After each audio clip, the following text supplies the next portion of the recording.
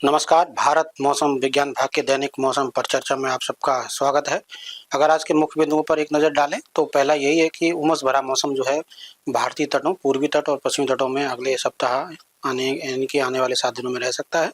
इसके अलावा उष्ण लहर की स्थितियाँ यानी हीट वेव की स्थितियाँ 1-2 पॉकेट्स में मध्य प्रदेश, विदर्भ, छत्तीसगढ़ में आने वाले 3 दिनों में यानी 17 से 19 और उड़ीसा में 17 से 20 और झारखंड में 19 से 21 के दौरान देखने को मिल सकती हैं। वहीं इंटीरियर महाराष्ट्र और रायलसीमा और तेलंगाना में भी आज और कल हीट वेव की स्थितियाँ 17 और 18 तारीख को देखने को मिल सकती हैं। वहीं भारी वर्षा की बात करें, थंडरस्टॉर्म, लाइटनिंग और तेज हवाओं के झोंके के साथ अरुणाचल प्रदेश में 18 से 21 तारीख के दौरान, असम और मेघालय में 19 और 20 तारीख को और उपमहाद्वीपीय पश्चिम बंगाल और सिक्किम में 18 और 19 तारीख को भारी वर्षा भी देखने को मिल सकती है।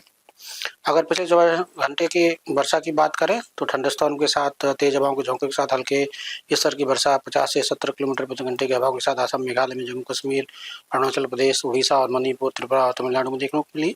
वहीं तेज हवाओं के झोंके के साथ 30 से 50 किलोमीटर प्रति घंटे की हवाओं के साथ हल्के स्तर की वर्षा गंगे पश्चिम बंगाल, उपमहाद्वीपीय पश्चिम बंगाल, झारखंड, बिहार, हिमाचल प्रदेश, उत्तराखंड, पश्चिम मध्य प्रदेश, पूर्वी मध्य प्रदेश, विदर्भ, कोंकण, गोवा, मध्य महाराष्ट्र, मराठवाड़ा, गुजरात और सौराष्ट्र कच्छ में देखने को मिली है।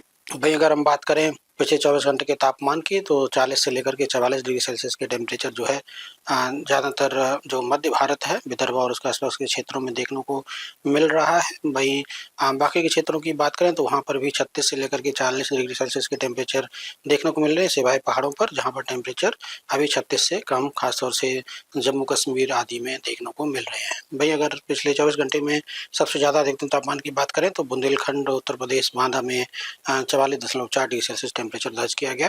वहीं अगर हम से नॉर्थ की स्थिति में बात करें तो अभी अफगानिस्तान और पाकिस्तान के आसपास के क्षेत्रों में एक WD यानी वेस्टर्न डिस्टर्बेंस, पश्चिमी विक्षोभ है और एक ट्रफ लाइन भी जो है उत्तरी पश्चिमी राजस्थान से लेकर के दक्षिणी पश्चिमी मध्य प्रदेश तक चल रही है। इसके अलावा एक ट्रफ लाइन उत्तरी बिहार से लेकर के दक्षिणी छत्तीसगढ़ तक और एक सर्कुलेशन जो है उत्तरी तटीय उड़ीसा उसके आसपास देखने को मिल रहा है। वही एक सर्कुलेशन दक्षिणी पूर्वी पाकिस्तान उसे सटा हुआ दक्षिणी पश्चिमी राजस्थान वहाँ पर भी देखने को मिल रहा है और एक नॉर्थ साउथ ट्रफ जो है मराठवाड़ा से लेकर के गल्फ ऑफ मन्नार तक दक्षिणी कर्नाटक और तमिलनाडु से होते हुए देखने को मिल रही है। अगर एंटी साइक्लोनिक सर्कुलेशन की बात करें तो अभी उत्तरी जो इंटीरियर महाराष्ट्र उसके आसपास का जो उत्तरी इंटीरियर कर्नाटक और तेलंगाना का जो क्षेत्र है वहाँ पर देखने को मिल रहा है।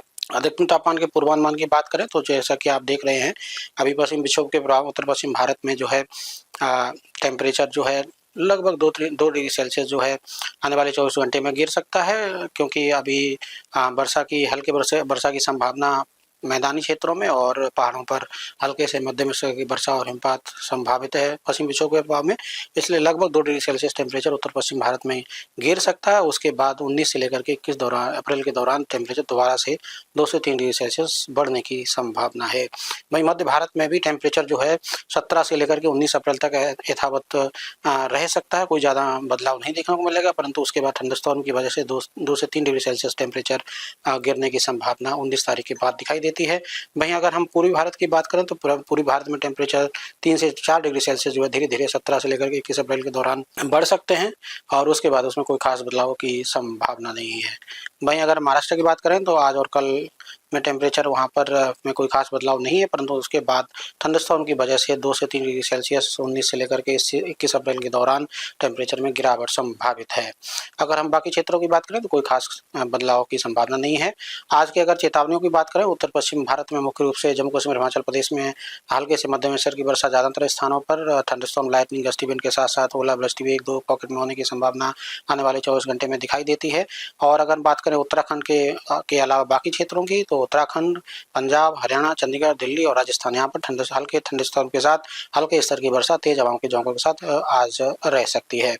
वहीं अगर हम पूर्वोत्तर राज्यों की बात करें तो पूर्वोत्तर राज्यों में थंडरस्टॉर्म, पूर्वी भारत में थंडरस्टॉर्म हो सकते हैं। अगर हम कर्नाटका और इसके आसपास के क्षेत्रों की बात करें, आंध्र आदि रायलसीमा, वहाँ पर भी आज थंडरस्टॉर्म के साथ हल्के स्तर की वर्षा संभावित है। उमस भरा मौसम पूर्वी तट और पश्चिमी तटों में हो सकता है। हीट वेव की स्थितियाँ मध्य प्रदेश, विदर्भ, छत्तीसगढ़, मराठवाड़ा, मध्य महाराष्ट्र, तेलंगाना, खासतौर से उत्तरी तेलंगाना और रायलसीमा में संभावित हैं और उड़ीसा में भी खासतौर से इंटीरियर उड़ीसा में हीट वेव की जैसी स्थितियां देखने को मिल सकती हैं।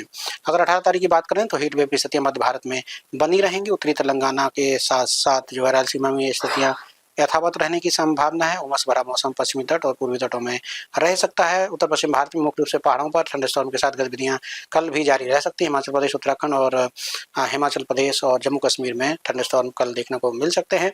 वहीं अगर भारी वर्षा की बात करें, अरुणाचल प्रदेश के साथ साथ उप हिमालय पश्चिम बंगाल और सिक्किम में कल भारी वर्षा संभावित है। थंडरस्टॉर्म की गतिविधियां पूर्वी भारत और पूर्वोत्तर राज्यों में जारी रह सकती हैं। उड़ीसा में भी थंडरस्टॉर्म हो सकते हैं। इंटीरियर महाराष्ट्र में और तेलंगाना में थंडरस्टॉर्म की शुरुआत हो सकती है 18 तारीख से। 19 तारीख की बात करें, 19 तारीख को भी इंटीरियर महाराष्ट्र, तेलंगाना, तटीय आंध्र प्रदेश के साथ साथ इंटीरियर कर्नाटक में थंडरस्टॉर्म रह सकते हैं। पश्चिमी मध्य प्रदेश में भी थंडरस्टॉर्म की संभावना दिखाई देती है। अगर हम बात करें पूर्वोत्तर के राज्यों, तो पूर्वोत्तर राज्यों में के साथ साथ पश्चिमी हिमालयी क्षेत्र में भी थंडरस्टॉर्म हो सकते हैं। भारी वर्षा उप हिमालय पश्चिम बंगाल और अरुणाचल प्रदेश, असम, मेघालय में संभावित है। 20 तारीख की अगर बात करें तो 20 तारीख को जो है इंटीरियर महाराष्ट्र, तेलंगाना, तटीय आंध्र प्रदेश और इंटीरियर कर्नाटक के साथ साथ तटीय कर्नाटक में भी थंडरस्टॉर्म रह सकते हैं। उमस भरा मौसम तमिलनाडु, केरला में देखा जाने की संभावना है। और जो गंगे पश्चिम बंगाल, वहाँ पर भी उमस भरा मौसम रह सकता है। हीट वेव की स्थितियां उड़ीसा के साथ साथ झारखंड में बनी रह सकती हैं। इसके अलावा भारी वर्षा अरुणाचल प्रदेश और असम, मेघालय में 20 तारीख को हो सकती है। 21 तारीख को भी अरुणाचल प्रदेश में भारी वर्षा संभावित है। थंडरस्टॉर्म की मुख्य गतिविधियां महाराष्ट्र, तेलंगाना, तटीय आंध्र प्रदेश, रायलसीमा और कर्नाटक के साथ साथ उड़ीसा में देखे जाने की संभावना 21 तारीख को है। हीट वेव की स्थितियां झारखंड में रह सकती है। उमस भरा मौसम उड़ीसा के साथ साथ गंगे पश्चिम बंगाल, इसके अलावा तटीय कर्नाटक, तमिलनाडु में रह सकता है। और भारी वर्षा जो है अरुणाचल प्रदेश में 21 तारीख को भी संभावित है। थंडरस्टॉर्म की गतिविधियां पूर्वोत्तर के राज्यों में जारी रह सकती हैं। 22 तारीख की बात करें तो उमस भरा मौसम उड़ीसा के साथ साथ जो है गंगे पश्चिम बंगाल में बना रह सकता है। 22 तारीख को भी कमोबेश वैसी स्थिति और 23 तारीख को भी वैसी स्थिति, उमस भरा मौसम रह सकता है। बाकी कोई चेतावनी अभी जारी नहीं की गई। नमस्कार, जय हिंद, जय भारत।